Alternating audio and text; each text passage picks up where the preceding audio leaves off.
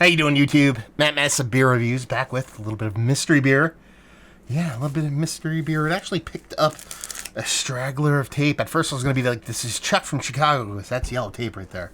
But no, picked up a straggler, and look, a little bit paper towel in there. It might be a revealed mystery beer. I don't know. But this one comes courtesy of my boy Steve. Yeah, let's dive into the sucker. See what she's got.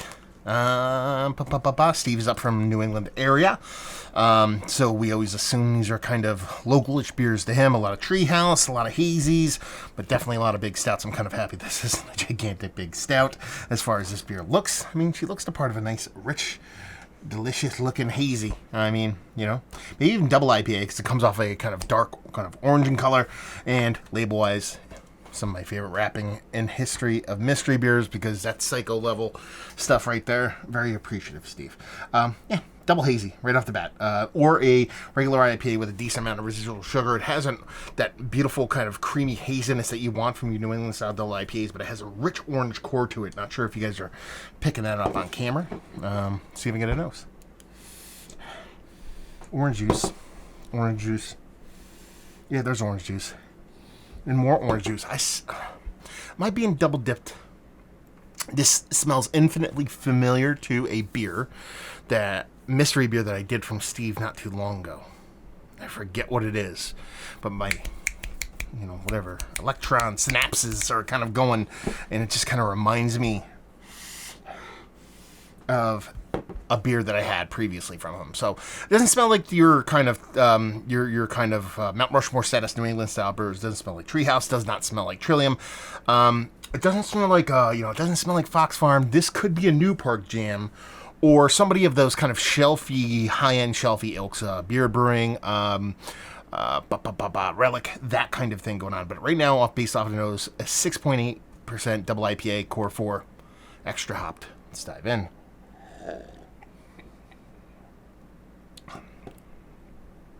Yeah.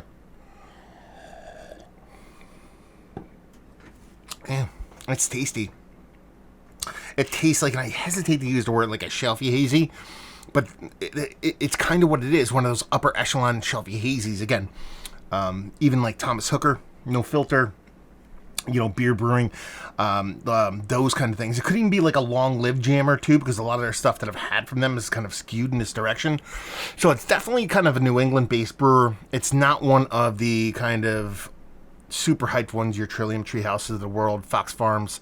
It's outside of that territory.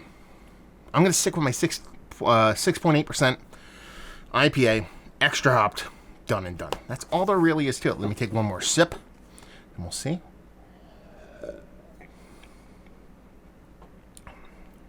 Yeah, nothing else in there. No lactose, no fruit additions, none of that stuff going on. So, anyway, let's see what we have going on here. It gives me... Oh, I thought I found a beginning. I got all excited. Every time I open one of these from Steven, let me just rip down here so I can actually see what's going on. It's a Treehouse beer. See, and here's the thing. Here is the thing with Treehouse. And it's the same thing with Trillium.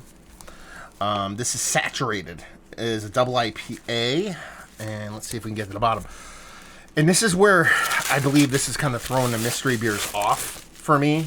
And it might throw off a lot of different people. And you might read this as me making excuses on this. But this is my thought process. So this was canned $3.25. So you're talking about right around when COVID went apeshit crazy. It's a double IPA coming at 8.3%, so I was off by 1.5 points. Yeah, cool, abstract kind of thing going on there. See, all of these upper echelon kind of hazy brewers have changed quite a bit over the COVID portion of the show. Now you'll be like, why is that? Maybe, it could be 19 billion different things. This is my take on it. Because honestly, it was just a hazy IPA from New England. I mean, the grand scheme of things, I'm not that far off, but I said it definitely wasn't Treehouse, so this is my conversation piece on that. Because there's really not much else to talk about. Supply chain.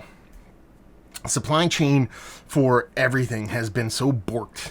It doesn't matter what industry you work in. There's so many bits and pieces that go into a beer at a brewery that they all cannot have stayed in a proper flow. So, hop suppliers, malt suppliers, you're getting your malt, you're getting your hops from the same person, but maybe that person's not getting it from the same person, or maybe you get a new person and that new person's doing something totally different. Same thing goes with the bits and pieces to make a beer, whether it be like carbonation, where you're getting your CO2 from, unless you're actually generating CO2 yourself. You know what I mean? All those kind of multiple aspects of a beer.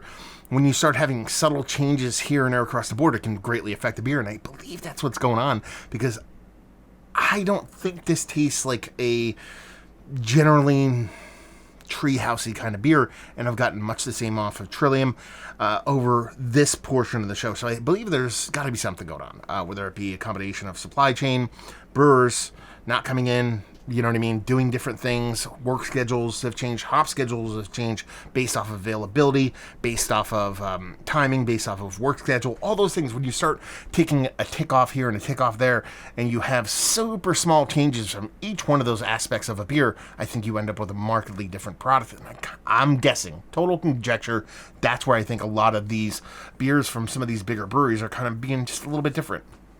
It's a good story for me, because it makes me look like I'm not getting shit wrong, but I honestly believe that in my heart, so take that for what it's worth. Let's talk about the beer, actually. It's one of the better double IPAs I've had as of late. I mean, it's tasty. It's worthy of being in conversation. It just lacks that mouthfeel, lacks that chutzpah, lacks that thing, that kind of just makes Treehouse who they are. Not that I want them to be the same beer over and over again, but there is this undescribable treehousiness. How's that for you? In a lot of their beers, and this one kind of lacks it. Now, it is kind of probably them branching out in a new way. Let's see what it actually says in here. Double IPA brewed with orange blossom honey, golden syrup, homemade mango simple syrup. Okay, so there's a lot of different shit going on here. So maybe it's just me telling porky pies, and it's them trying a whole bunch of different stuff. When I actually read that, it makes a little bit more sense, because definitely lacks sweetness. That could be your honey at play. When you start adding these kind of simple syrups and stuff like that, depending on how the yeast is going to treat that and ferment out, it could be a much different beer. But I think my argument still holds water, because I've had base beers that are supposed to be a specific way, and they've been off. So there you go. I'm wrong, I'm right, and I'm wrong and I'm right, and I'm probably wrong across the board. It isn't one of the better ones. It still is. It's tasty. It's fun. It's just not upper echelon. Value availability, no idea. Maybe Steve can chime in, let us know what's what, and leave you with, if you like what we like this beer, if you like, big old, nice, drinkable double IPAs, it's not going to blow you away with some kind of cool, nuanced kind of craziness, even though they tried to accomplish that with that many ingredients going into it. But it's fun, it's tasty, worthy of a buy. So there you go. Another review in the books. Hopefully you guys enjoyed it. Down there if you want to talk about it. Massive Beers if you want to check me out doing the social media stuff. Beer Massive. Want to check me out doing the whole podcasting thing. And hopefully you guys enjoyed the review. Hopefully you're enjoying a little bit of a Treehouse mystery beer right now. Hope to see you next time. Cheers.